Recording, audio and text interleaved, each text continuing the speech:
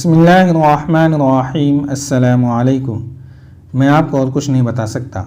میرے باپ نے مجھے بتایا تھا کہ پروہت لڑکی کو پھول سنگھاتا ہے جس کی خوشبو سے لڑکی کے ذہن سے نکل جاتا ہے کہ وہ کیا تھی، کہاں سے آئی ہے اور کس طرح لائی گئی ہے۔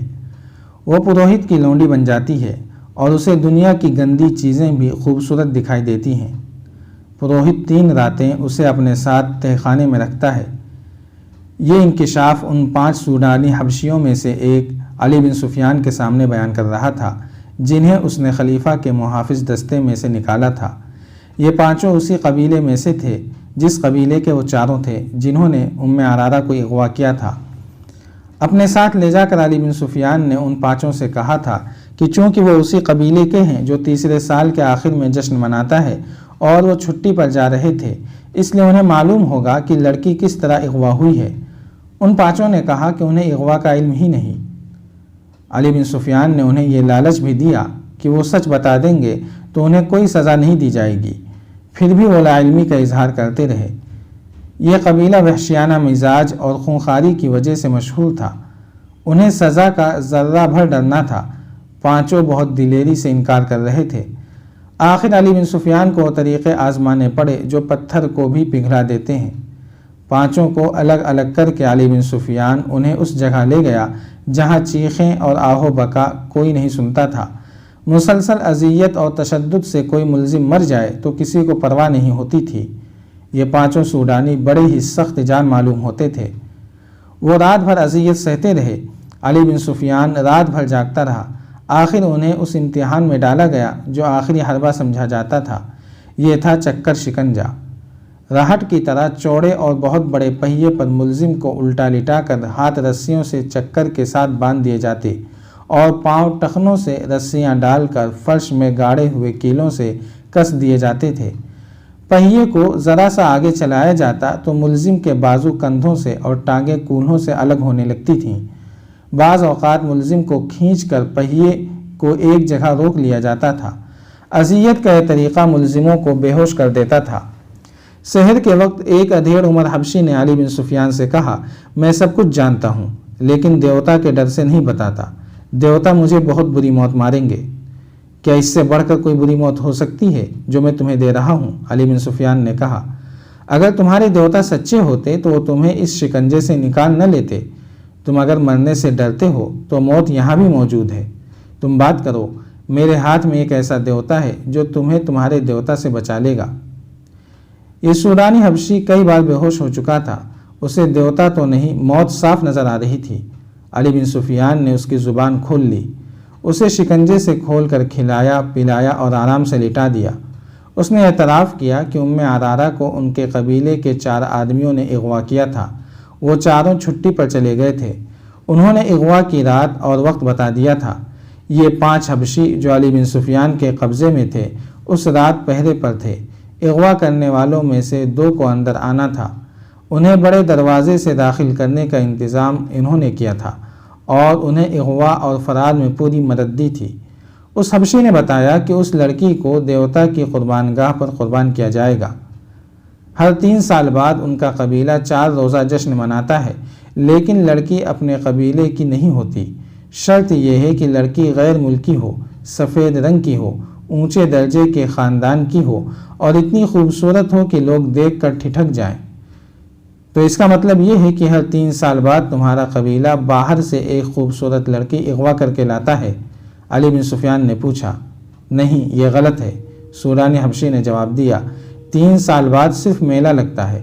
لڑکی کی قربانی 5 میلوں کے بعد یعنی ہر 15 سال بعد دی جاتی ہے۔ مشہور یہی ہے کہ ہر 3 سال بعد لڑکی قربان کی جاتی ہے۔ اس نے اپنے باپ کے حوالے سے وہ جگہ بتائی جہاں قربانی دی جاتی تھی۔ پروہت کو وہ دیوتا کا بیٹا کہتا تھا۔ جہاں میلہ لگتا تھا اس سے 1.5 میل جتنی دور ایک پہاڑی علاقہ تھا جہاں جنگل بھی تھا۔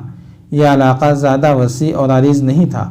اس کے متعلق مشہور تھا کہ وہاں دیوتا رہتے ہیں اور ان کی خدمت کے لیے جن اور پریاں بھی رہتی ہیں۔ لوگ اس لیے یہ باتیں مانتے تھے کہ ہر طرف صحرا اور اس میں جزیرے کی طرح کچھ علاقہ پہاڑی اور سرسبز تھا جو قدرت کا ایک عجوبہ تھا۔ یہ دیوتاؤں کا مسکن ہی ہو سکتا تھا۔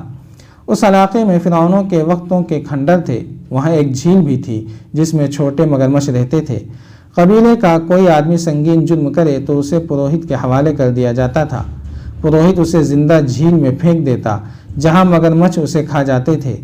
पुरोहित उन्हीं खंडरों में रहता था। वहाँ एक बहुत बड़ा पत्थर का सर और मुंह था जिसमें देवता रहता था। हर 15वें साल के आखिरी दिनों में बाहर से एक लड़की अगवा करके लाई जाती जो पुरोहित के हवाले कर दी जाती थी। पुरोहित लड़की को एक फूल सुंघाता था जिसकी खुशबू से लड़की के जहन से निकल जाता था कि वो क्या थी, कहाँ से आई थी और उसे कौन लाया था। उस फूल में कोई नशा आवर बू डाली जाती थी जिसके असर से वो पुरोहित को देवता और अपना खाविन समझ लेती थी। उसे वहाँ की गंदी चीज़ें भी खूबसूरत दिखाई देती थीं। लड़की की कुर्बानी उन्हीं खंडरात में दी जाती थी। लड़की को पुरोहित तहखाने में अपने साथ रखता था। उस जगह 4 मर्द और 4 खूबसूरत लड़कियां रहती थीं। उनके सिवा और किसी को पहाड़ों के अंदर जाने की इजाज़त नहीं थी। लड़की को जब कुर्बानगाह पर ले जाया जाता तो उसे एहसास ही नहीं होता था कि उसकी गर्दन काट दी जाएगी। वो फ़ख्र और खुशी से मरती थी। उसका धड़ मगरमच्छों की झील में फेंक दिया जाता और बाल काट कर कबीले के हर घर में तकसीम कर दिए जाते थे। उन बालों को मुक़द्दस समझा जाता था। लड़की का सर खुश्क होने के लिए रख दिया जाता था। जब गोश्त ख़त्म होकर सिर्फ खोपड़ी रह जाती तो उसे एक गार में रख दिया जाता था। लड़की किसी को दिखाई नहीं जाती थी। 15 साल पूरे हो रहे हैं, अब की लड़की की कुर्बानी दी जाएगी। उस हबशी ने कहा, हम 9 आदमी मिस्र की फ़ौज में भर्ती हुए थे। हमें चूँकि निडर और वहशी समझा जाता है इसलिए हमें खलीफा के मुहाफिज दस्ते के लिए मुंतखब कर लिया गया। 2 महीने गुजरे, हमने उस लड़की को देखा। ऐसी खूबसूरत लड़की हमने कभी नहीं देखी थी। हम सब ने फैसला कर लिया कि उस लड़की को उठा ले जाएंगे और कुर्बानी के लिए पेश करेंगे। हमारे एक साथी ने, जो कल मारा गया है, अपने गांव जाकर कबीले के बुजुर्ग को बता दिया था कि इस बार कुर्बानी के लिए हम लड़की लाएंगे। हमने लड़की को अगवा कर लिया। यह किस्सा सलाहुद्दीन अय्यूबी को सुनाया गया तो वो गहरी सोच में खो गया। अली बिन सुफियान उसके हुक्म का मुंतज़िर था। सुल्तान अय्यूबी ने नक्शा देखा और कहा, अगर जगह ये है तो ये हमारी अमलदारी से बाहर है।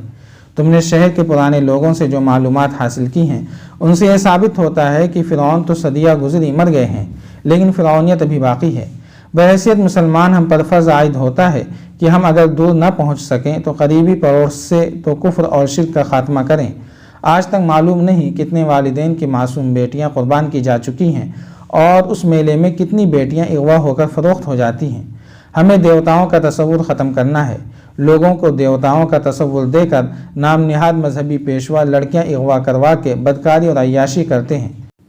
मेरे मुखबिरों ने बेहुदा इंकशाफ किया है कि हमारी फ़ौज के कई कमांडर और मिस्र के पैसे वाले लोग इस मेले में जाते और लड़कियाँ ख़रीदते या चंद दिनों के लिए किराए पर लाते हैं।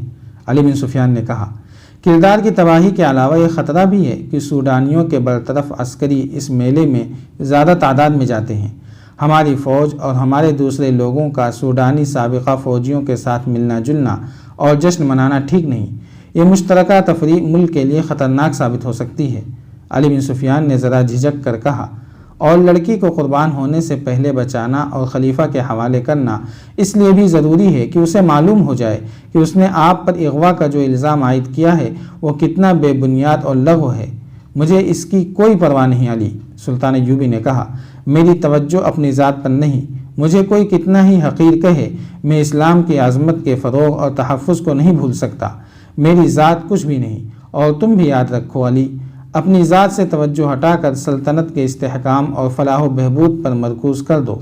इस्लाम के आज़मत का अमीन खलीफा हुआ करता था, मगर वक्त गुजरने के साथ साथ खलीफा अपनी ज़ात में गुम होते गए और अपने नफ्स का शिकार होते गए। अब हमारी खिलाफत इस्लाम की बहुत बड़ी कमज़ोरी बन गई है। सलीबी हमारी इस कमज़ोरी को इस्तेमाल कर रहे हैं। अगर तुम कामयाबी से अपने फ़राइज़ निभाना चाहते हो तो अपनी ज़ात और अपने नफ्स से दस्तबरदार हो जाओ। खलीफा ने मुझ पर जो इल्ज़ाम आयद किया है उसे मैंने बड़ी मुश्किल से बर्दाश्त किया है। मैं ओछे वार का जवाब दे सकता था, मगर मेरा वार भी ओछा होता, फिर मैं ज़ाती सियासतबाजी में उलझ जाता। मुझे ख़तरा यही नज़र आ रहा था कि मिल्लत इस्लामिया किसी दौर में जाकर अपने ही हुक्मरानों की ज़ाती सियासतबाजियों, खुद पसंदी, नफ्स परस्ती और इक़्तिदार की हवस की नज़र हो जाएगी। گستاخی کی معافی چاہتا ہوں محترم امید۔ علی بن سفیان نے کہا، اگر آپ اس لڑکی کو قربان ہونے سے بچانا چاہتے ہیں تو حکم صادر فرمائیے، وقت بہت تھوڑا ہے، پرسوں سے میلہ شروع ہو رہا ہے۔ فوج میں یہ حکم فوراً پہنچا دو کہ اس میلے میں کسی فوجی کو شریک ہونے کی اجازت نہیں۔ سلطان ایوبی نے نائب سالار کو بلا کر کہا، خلاف ورزی کرنے والوں کو اس کے عہدے اور رتبے سے قطع نظر 50 کوڑے سر عام لگائے جائیں گے۔ اس حکم کے بعد اسکیم بننے لگی۔ متعلقہ حکام کو سلطان ایوبی نے بلا لیا تھا۔ اس نے سب سے کہا تھا کہ ہمارا مقصد یہ ہے کہ اس طلسم کو توڑنا ہے۔ یہ جگہ فرعونیت کی آخری نشانی معلوم ہوتی ہے۔ پہلے فوج کشی زیر بحث آئی، جو اس وجہ سے خارج از بحث کر دی گئی کہ اسے اس قبیلے کے لوگ اپنے اوپر باقاعدہ حملہ سمجھیں گے۔ جاری ہے۔ اگر آپ کو یہ قسط وار سلسلہ پسند آ رہا ہے تو لائک، شیئر اور کمنٹ کے ذریعے ہماری حوصلہ افزائی کریں۔